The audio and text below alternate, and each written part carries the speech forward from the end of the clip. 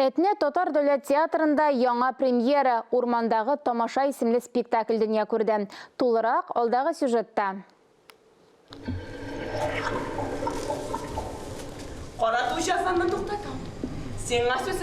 Әзірленіп қойылған декорация «Ут тамашашылар урмандағы тамаша» исемле спектакльда бик зур роль уйный. Нәни артистлар премьераға бик ныклап әзерләнгәннәр. Алдағы елларда безнең күп қойылған спектакльләребез бар. Алар тоже бик күп фестивальләрдә урыннар алган. Балалар сәхнә түгәрәгенә яратып йөриләр, күп кенә фестивальләрдә, бәйгеләрдә катнашып җиңү яулыйлар. Мин карату җиннәр ролендә уйныйм. Гомумән бу роль минем өчен бик җитен булмады, чөнки мин театрда беренче тапкыр гына түгел. Мин уже 5нче елымны укыйм. Шуңа күрә мин уялмыйм.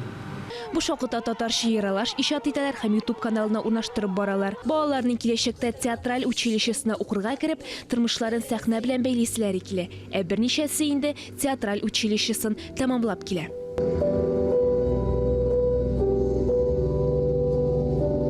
Безнең театрда 5 ел укыйбыз. Актерлык осталыгыннан, сәхнә теленнән, история театры, беседа о театральном искусстве һәм хореография. Апрель аенда тагын бер яңа спектакль дөнья күрәчәк. Тамашачылар зарыгып көтәләр. Динә Нәҗметдинова, Илдар Галәветдинов, Татарстан яңалыклары.